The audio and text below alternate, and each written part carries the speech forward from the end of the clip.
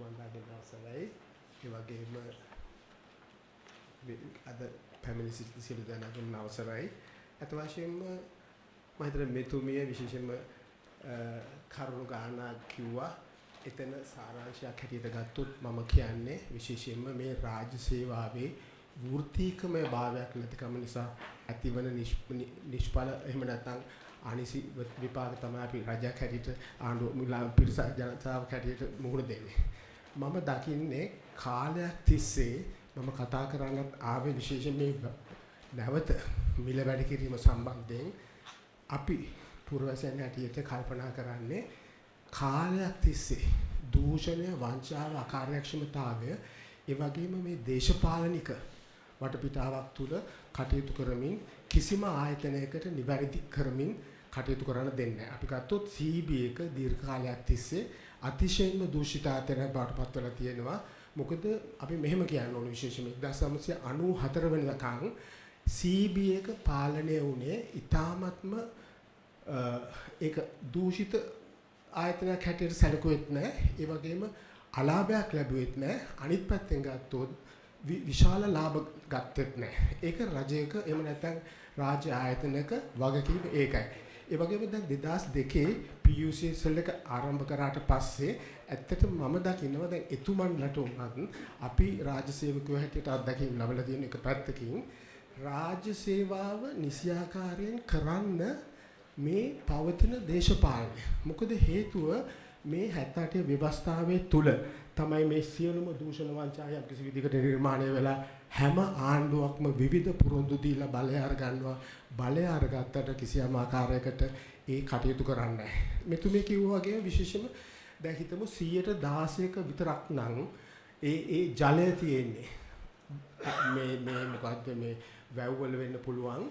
එවැනි තත්වයක් වෘත්තීමය ආයතනයක් නම් පැහැදිලිවම කටයුතු කරන්න ඕනේ ඒ පැත්තෙන් සුද්ධ කරලා යම්කිසි විදියකට ජලය එක්රැස් කරලා අඩුවෙම දෙන්න. මට මතක් වුණා ඔබතුමිය කියනකොට විශේෂයෙන්ම ජල විදුලිය සම්බන්ධයෙන් එදා විමල සුනිල් බැතිතුමා 1902 දී තමයි අර බ්ලැක්පූල් කියන ආයතනය හදලා මේ නෝරෙලියට වතුර ජල විදුලිය දෙන්න පටන් ගත්තා. කොහොම හරි දැන් එතුමාට උනත් එදා සුද්දගේ ආණ්ඩුව යටතේ අවශ්‍ය සහයෝගය දුන්නේ නැහැ. කිසියම් ආකාරයකට ලක්ෂපාන වගේ ව්‍යාපෘති ශක්තිමත් කරලා කරන්න. ඒක 1953 වෙනකන් හිටියා. හැබැයි දැන් අපි ගත්තොත් මේ ජල විදුලියෙන් තමයි මම සඳහන් කරන්න ඕනන්නේ ඒ පැත්ත. මොකද මට අලුත් යෝජනාවක් මගේ හිතට ආව මේ කතාව වලට අහුම්කම් දෙනකොට 1997 විතර වෙනකන් 97ක් වගේම විදුලිය ගත්තේ විශේෂයෙන්ම මේ ජල විදුලිය.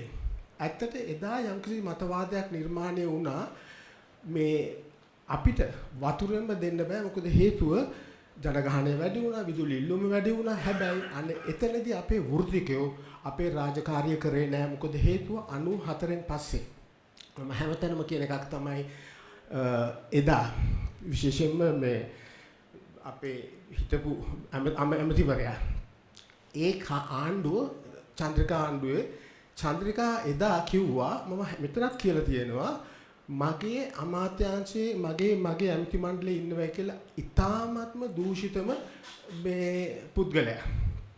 ඒක කිව්වේ IMF ඩෙලිගේෂන් එකක් ජෙරෙමි කාටර් ඇමරිකාවෙන් ඇවිල්ලා තිබුණා. මේ හිටියේ local representative නදීම් උල් හක් කියලා නම කියන්නේ නැතුව ඉන්න ලොකුම හොරා මගේ කැබිනට් එකේ ඉන්නවා කියලා.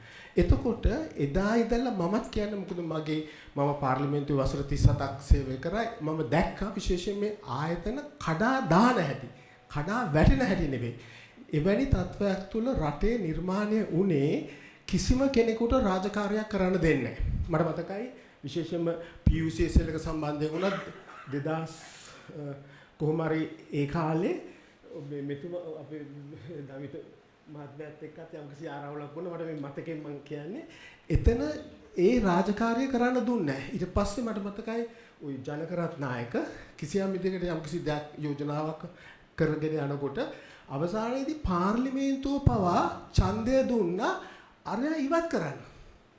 එහෙම නෙවෙයි වෙන්න ඕන.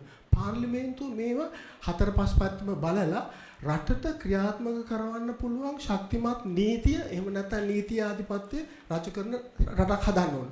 මම කියන්නේ ඒගොල්ලෝ හැදුවේ අදටත් ගෙනියන්නේ මේ දූෂිත යාන්ත්‍රණය විතරයි. එවැනි යාන්ත්‍රණයක් තුල අපි දකිනවා අපිට කොච්චර කෑ ගැහුවත් අපිත් මෙතන හැමදාම ඇවිල්ලා කියනවා වැඩි කරන්න එපා අනේ මෙහෙමයි අරකයි මේකයි මම කිව්වේ යෝජනා කරේ විශේෂයෙන්ම පුළුවන් නම් වෝහාරකගෙන ඔබතුමිය කිව්වා විශේෂයෙන්ම කාගේද ඉඳලා පටන් ගන්න කියලා මම කියනවා අනුරුද්ධ රත්වත්තේ කාලේ ඉඳලා 1994 ඉඳලා මේක විමර්ශනය කරන්න. මොකද හේතුව මේ ආණ්ඩුවත් කරලා තියෙන මට සමා වෙන්න එහෙම කියනවා මම මේ ආණ්ඩුවක් පැත්තට දෝෂ නෙවෙයි අර ඒ කාලේ ඉඳලා වැඩි වෙච්ච දූෂණය කිසියම් ආකාරයකට අර මම කියන්නේ අධිශීත කරයකට දාලා වහලා දැන් හදනවා ඒ බරත් අපිට දාන්න. එහෙම කළ යුතු නැහැ. ඒක රජයක් කළ යුතු නැහැ. මොකද රජයකට වකීමක් තියෙන රටේ ආර්ථිකය වෙන්න පුළුවන්, ඒ වගේම ජන ජීවිතය වෙන්න පුළුවන්, ව්‍යාපාර වෙන්න පුළුවන්. ඒ සියලුම දේවල් ආරක්ෂා කරගනිමින් ඉදිරියට යන්න. මට මතක් වුණේ විමල සුන්දරේන්ද්‍ර මහත්මයා කියනවා we have to build a industrial nation. එතකොට එතුමා වගේ වෘත්තිකයෝ ඇවිල්ලා කටයුතු කරේ කිසියම් විදිහකට මේ රට ගැන හිතලා. ඒ ආකාරයෙන් කටයුතු කළා අත වශයෙන්ම 1990 ගණන් වෙනකොට ඒ විදිහට මේ කටයුතු කරා. ඇත්තටම පාර මට නැවත එකක් මතක් වුණු විශේෂයෙන් ජෝන් එෆ් කෙනෙඩි මහත්මයා කියනවා මේ don't ask අහන්න එපාලු රට අපිට දෙන්න පුළුවන් මොකද්ද කියලා. අපිට පුළුවන් දේ අපි උපරිමයෙන් රටට දෙන්න ඕනේ. මොකද හේතු යුතුයකමක් වගකීමක් තියෙනවා අපේ සහෝදර ජනතාව පවා ජීවත් කරවලා. එවැනි රටක අපිත් සතුටින් ඉන්න. නැත්නම් අපටත් සතුටක් නැහැ. එහෙම රාජකාරියක් කරන නිලධාරීන් ඉන්නව නම් ඒ විදිහට වැඩකුත් නැහැ. මොකද හේතුව එවැනි නිර්මාණය වෙලා තියෙන්නේ එවැනි වටපිටාවකුත් නිර්මාණය කරලා තියෙන්නේ මම පැහැදිලිවම කියනවා පොතපතේ නෙමෙයි විශේෂයෙන්ම ස්කෝප් එකේ වෙන්න පුළුවන් ඔරිජිනල් රිපෝට්ස් වල වෙන්න පුළුවන් පැහැදිලිවම නිර්මාණය වෙලා තියෙනවා ඒක සඳහන් වෙලා තියෙනවා ඇමතිවරයා අමාත්‍ය මණ්ඩලය ඒ වගේම නිලධාරීන් මේ CB වගේ ආයතන අතිශයින්ම දූෂිතයි තනි අතින් අපුඩි ගහන්න බැරුව වගේ මේගොල්ලෝ හවුලේ තමයි අපුඩි ගහලා අද දූෂිත රටක් බවට පත් කරලා තියෙන්නේ. ඒක නිසා මම කියනවා දැන් අද වුණත් අපි කෑ ගහනවා බිල වැඩි කරන්න එපා කියලා. මොකද්ද මෙතන තියෙන අර්බුදය? මම දකින විදියට අර්බුදය තමයි මේ මාෆියාවක් තමයි මේ සියල්ලම යම්කිසි විදිහකට නඩත්තු කරන්නේ. මම කියනවා එදා විමල සුරේන්ද්‍ර මහත්මයාට අවශ්‍යතාවයක් තිබුණා ජල විදුලිය.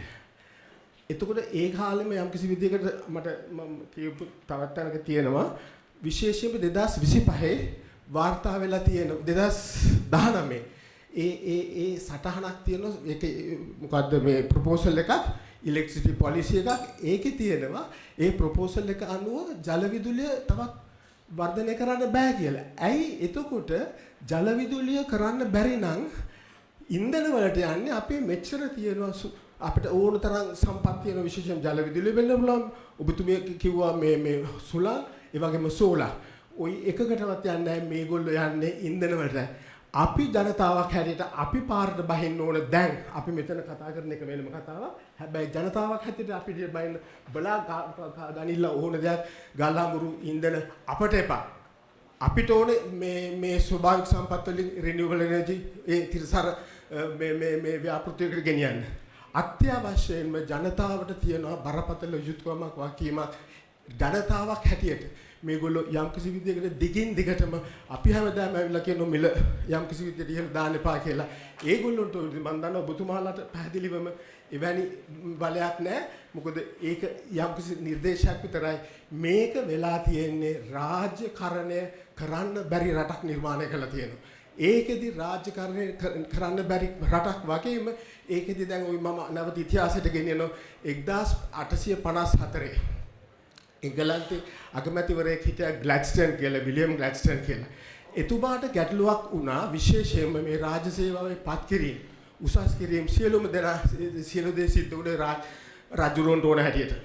ග්ලැඩ්ස්ටන් දෙන්නෙක් පත් කරන නෝර්ත්කොට් කියලා එයාගේ අගමැති කාර්යාලයකම එතකොට ට්‍රැවලියන් කියලා තව කෙනෙක් හිටියා විශේෂයෙන් මෙයා තවත් මිනිස්ට්‍රි එකේ මේ දෙන්නට රිපෝට් එකක් කියලා කිව්වා බලා කියපල්ලා කොහොමද රාජ්‍ය සේවාව වෘත්තීමය ආයතනයක් බවට පත් කරන්නේ.